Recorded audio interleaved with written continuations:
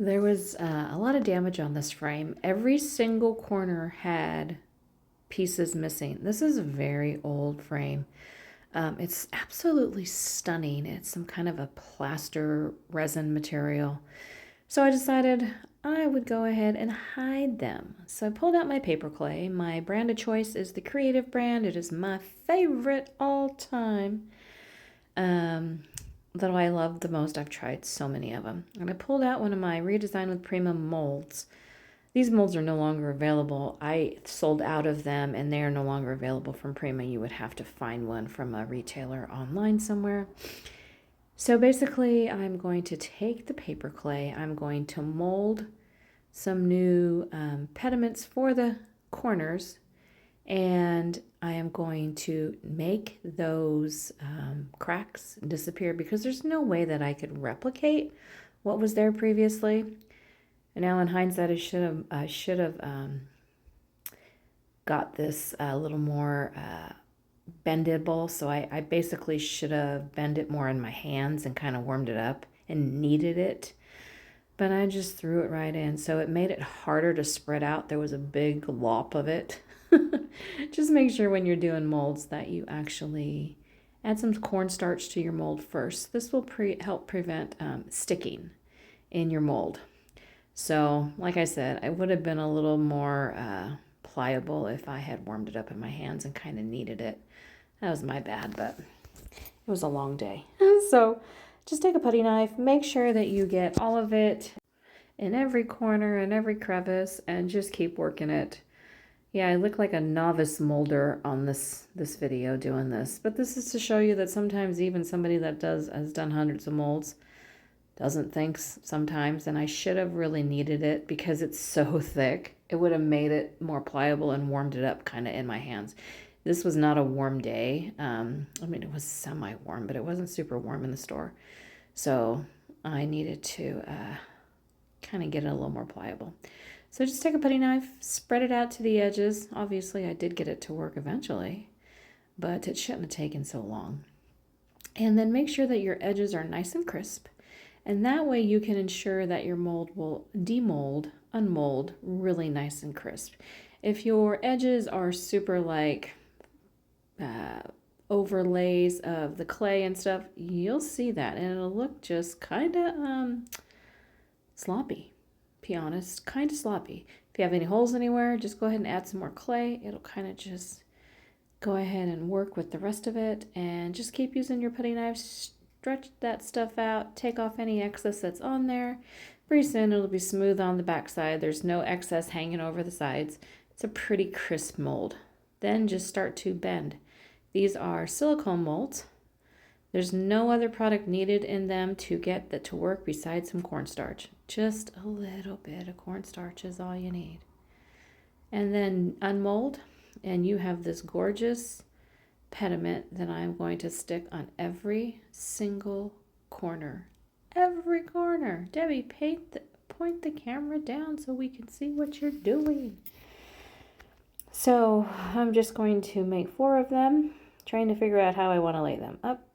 Aha, there we go. And the thing about the paper clay, unlike resin, is it's very pliable. So I will have time, and I'm going to glue right over that hole. I don't care. I'm going to have time to make the other 4, and then I'm going to glue them all down at once.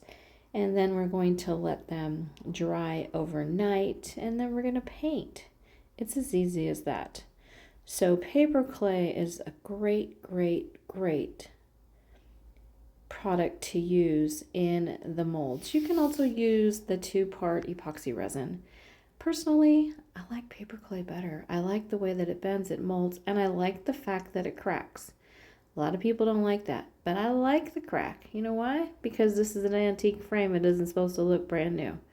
So this time, look at me. I'm going to go ahead and put it in my hand. Make a little more pliable to start with. Get it a little bit warmed up and help me to actually get the mold made much quicker than the first one. So we are going to repeat this process times 4 and get them all done, and then we're just going to glue them. Now all I use is just regular wood glue. I like the Tight Bond Quick and Thick because it's not super runny. I love that glue just for the simple fact I use it for everything. This frame is wooden, but that's not why I use wood glue. That's just what I use for my furniture all the time, and I have it handy. You could use probably any white glue to adhere them. It really doesn't matter, but you just need a good, strong white glue.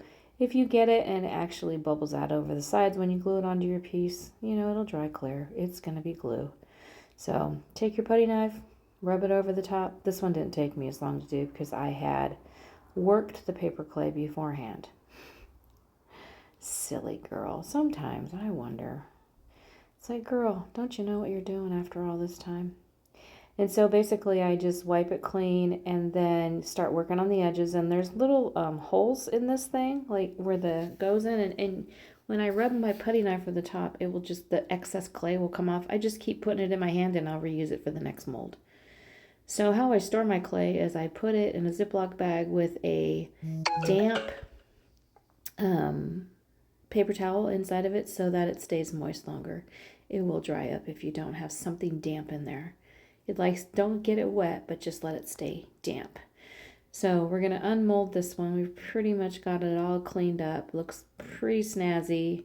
All the excess clay is off. We're going to go ahead and just keep turning it and working it. So we're going to just gently kind of roll the mold, roll with that mold, and then where it's just boom. And look at how pretty this mold is. So fun. Love this mold so much. So now we're going to take what we molded and we are going to add some glue to the back. I actually just like to use wood glue because I have it on hand. And I am using, my favorite is Tight Bond Quick and Thick because it's a thicker glue. It doesn't run all over the place. I'm just spreading it over the back of that. Now remember, we just molded these, so they're very pliable. It's wet clay. I glue it, I just stick it down. Just take your finger and press gently. It will not ruin the integrity of the design on the clay. It will not make it go bad. It won't ruin it. It won't do anything. Just add the glue, put it on, and let it dry. Now, the beauty of this clay that I use, the Creative brand, is that it actually will crack. I love the fact that it gives me cracks because guess what? This is not a brand new frame. This is a vintage antique frame. If it was pristine and I added the molds, it would look kind of funky. It wouldn't really match.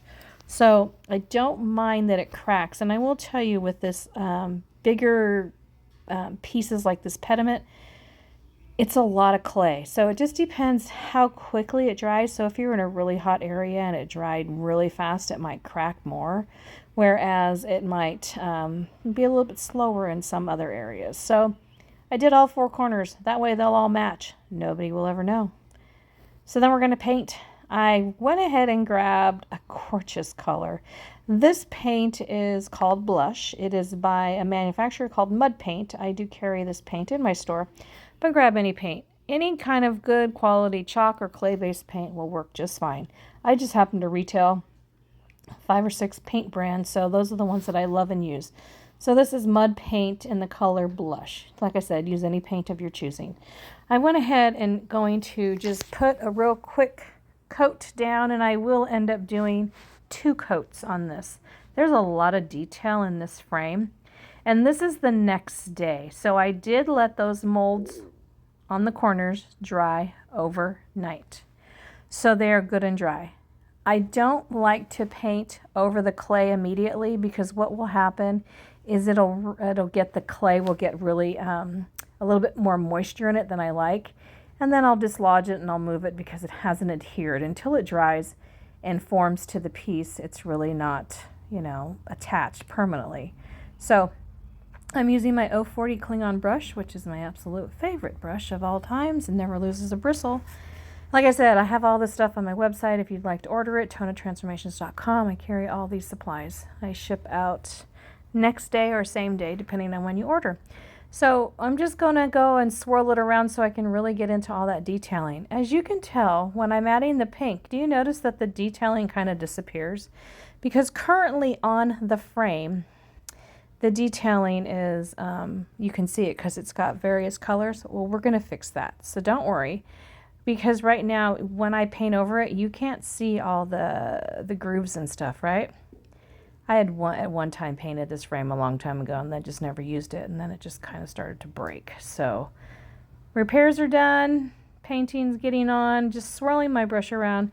What this does is make sure that I can get into all the nooks and crannies and get down in there. We are going to layer the paint on this. We're going to add a glaze, and what that's going to do is really, really help with the look of this gorgeous frame. So we've done 2 coats. Now we are taking a cream color. I am using Dixie Belle's Sawmill Gravy. It is a off-white creamy color that will just enhance this frame. So I'm just going to go ahead and dry brush. I am just taking my brush and floating it across all the sticked up areas. Sticked up, that's not what a word, the raised areas. So a little bit of paint. I dip my brush in the paint and then I offload it, meaning I kind of put it on a raw spot, and then I wipe it on a paper towel. What that does is make my brush rather dry, and that way, paint, offload, paper towel. Okay? That makes it so that when I run that fat-headed brush over the top of those raised areas, basically the only thing that gets painted is the raised areas. This is a great way to bring back that detail. Remember, I was just mentioning that the detail got lost? Well, the detail is coming back, but it's really going to come back full force here in about 2 minutes when we go ahead and add some glaze. I wanted to do a little bit of a lighter color first, and then I'm going to glaze it, and then I'm going to go back over and do a lighter color again. I just wanted there to be a variation in colors when I did this, okay? So I'm just going to keep adding a little bit more of that Sawmill Gravy, like it is an off-white with leans a little to the gray white color, just slightly. This is a Dixie Belle product. Any kind of, like I said, any brand of chalk paint you want to use. It doesn't have to be the ones I'm using, but it's the ones I have on hand. And like I said, I also retail them. So we're just going to dry brush all the way around this. Keep going. And with a dry brushing, it dries very, very fast, meaning your brush does not have a lot of paint on it. So it's the easiest way to get a little bit of paint just into the details and just float it on across. It's gorgeous, actually. It's starting to look really, really pretty. So here's the fun part. So I have taken some glaze. If you're not familiar with this, glaze is a medium. You can get it from a variety of companies, or you can make it yourself. So it is a translucent, it's not actually a paint. It does have paint in it, but it is a translucent, relatively thin material that when you apply, you then wipe off and wipe back. And what it does is it sits within all the grooves and all the little valleys on this frame. Remember when I said I took away all the detailing? I'm adding it back in. I'm trying to get you guys as close as I could. I'm just using a baby wipe. So I will do this in sections. Here's the thing, the glaze will dry and it will seal your piece. So you've got to make sure that you do it in sections at a time, whether you're doing it on a piece of furniture, on a frame, or anything. But pieces that have all this high detail like this really, really, really benefit from adding glaze because it's sitting all inside. See the pediment we put on the corner? It's sitting all in there. It's giving it that antique look. I just happened to pick a gray because I thought it went really well with the pink. And see the glaze. Isn't it pretty? See how it just sits in there? So the frame was just kind of pink and monotone. We added a little bit of the Sawmill Gravy, then we added some glaze. Now we're going to let it dry. And we're going to let it dry for quite some time because we want that to be very, very dry and done. So I'm coming back the next day. I'm going to go ahead and finish this off by just dry brushing a little bit more white. I want that to pop a little bit. I don't want it to be dull.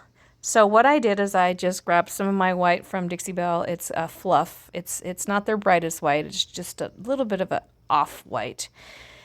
I'm just running my brush over those raised areas once again.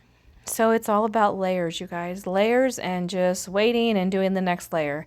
It's really worth it when you take the time to do the layers, because the layers is what gives it the look. Same thing we did when we used the sawmill gravy. Load the brush, offload the brush, and wipe it off on a paper towel. That's the best way to get a brush that is dry. It also helps that my brushes are really fat. If you have a brand new Klingon brush, it may not be as fat as this. It'll still do the same thing because they are super soft. Another recommendation I would tell you is there is a brush that Dixie Belle makes. It is a natural bristle brush. It is called the Best Dang brush. I do have them in stock. They are a fat-headed brush to begin with and super soft. They also do this really, really well. It's the only other brush I have found to work just as well. Since my Klingons are 7 years old, they are fat at the top, so they make the fat head, you know, it's already on the brush because I've used them for 7 years. It just takes time for your brushes to get like that. I love that they're like that because it helps with dry brushing. It helps with blending and all the fun things. So basically that's it. I'm going to go ahead and do that. I may wipe back a little bit of it to get the gold to show through. I may not. You know, sometimes I just kind of go back and forth. You could also add some gilding wax and gold if you wanted to enhance this. But look at how pretty. Can you see the before and after? Before on the right and before on the left. Now it's all. And then it's just that white just ties it all together. And we're not talking a lot. So the gray, the sawmill gravy, it's all about the layers. So I mean, I could have skipped that step with the sawmill gravy, but I just like the layers. And you can see what a difference just a little bit of white. You don't have to put the white on if you don't want to. But from far away, this thing is stunning. I can go grab a mirror now and throw it in there and make it a mirror, but you know, frames look really good on walls just like that. So don't forget to please subscribe to my channel, and if you would like any of the supplies, I do carry all of them in my store. You can also follow me on Facebook, Instagram, Pinterest. It's Tona Transformations. Thanks for watching. Go out and be fabulous.